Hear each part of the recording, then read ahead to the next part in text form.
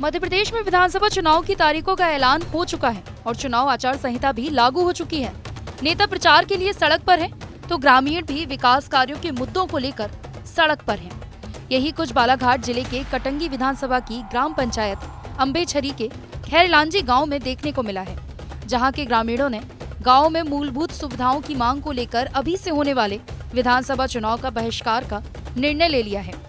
गांव में किसी भी सज्जन व्यक्ति या नेता को चुनाव प्रचार प्रसार के लिए आने पर रोक ही लगा दी गई है।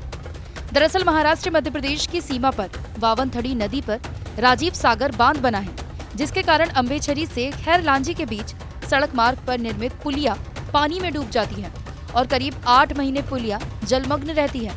पुलिया काफी नीचे बनी है और पानी में डूबे रहने की वजह से खैरलांजी से अम्बेछरी मुख्य सड़क मार्ग से आवाजाही बंद रहती है। ग्रामीणों को जंगल के कच्चे रास्ते से आना जाना पड़ता है। ग्रामीणों के द्वारा कई बार जनप्रतिनिधियों से ऊंचे पुल के निर्माण की मांग की गई, लेकिन किसी ने ध्यान नहीं दिया। लगभग 650 मतदाता वाले ये गांव खैरलांजी के बच्चों से लेकर बड़े बुजुर्ग सभी की परेशानी बढ़ गई है। कई बार ध्यान दिलाने और मांग पत्र पहुंचाने के बावजूद समस्या जस की तस है, जिससे नाराज हुए ग्रामीणों ने इस बार विधानसभा चुनाव में पुल नहीं तो वोट नहीं का ऐलान कर दिया है। इसके लिए उन्होंने चुनाव बहिष्कार का निर्णय कर बैनर लगा दिया है, जिसमें किसी भी सज्जन व्यक्ति के गांव में चुनाव प्रचार करने नहीं आने को कहा गया है। सर, हमारे गांव में ये समस्या है कि जो मेन रोड बना है अम्बेझरी से खैरलांजी के लिए, तो मेन रोड तो बना, लेकिन वजह वो है कि इरिगेशन ने जो 1 किलोमीटर दूरी का पैसा दे दिया और जो पुलिया बनाया वो टुंगना भर का बनाए, और टुंगना भर का कुछ पुलिया यहाँ दिख ही नहीं रहा। हमको आने जाने की समस्या बहुत बड़ी भारी है। तो हम जाए किधर से जाए? तालाब के पार से जाते हैं तो वो भी तालाब का जो फलंग जाता है वहाँ तालाब के पार से जाते हैं, वो पानी जो आता है और वो सलंग का पानी जो बहता है वहाँ से भी जाने के लिए हमको बहुत दिक्कत है।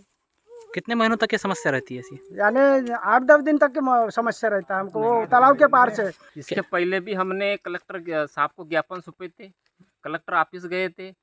उस बार भी चुनाव बहस का मुद्दा रखे थे। पुलिस प्रशासन इतनी हमारे गांव में डट के आई थी कि तो की हद की नहीं। हमारा गांव इतना शांतिपूर्वक है कि हद से ज़्यादा। ये 1 से 1.5 किलोमीटर रोड पूरी पानी में डूब के रहती है। हाँ, उसके ऊपर में हम बहुत दिक्कत होती है बरसात के समय में। और एक मतदान एक घर की भी मोदी साहब बोलते हैं कि एक मतदान भी है, वहाँ भी बिजली पहुँचना चाहिए और उसको डॉक्टर की पूरी सुविधा के साथ मिलना चाहिए। इस भारत में नागरिकता पाया गया है। वहीं चुनाव बहिष्कार की बात पर कलेक्टर ने कहा कि चूंकि आचार संहिता लागू हो चुकी है, ऐसे में किसी भी तरह के निर्माण कार्य की मंजूरी नहीं दी जा सकती। हम चुनाव अधिकारी और टीम द्वारा ग्रामीणों को समझाने की कोशिश करेंगे। जहाँ तक चुनाव बहिष्कार का प्रश्न है, देखिए हम लोग आरओ के माध्यम से और जो हमारी इलेक्शन की टीम्स है उनके माध्यम से ग्रामीणों को समझाइश देंगे।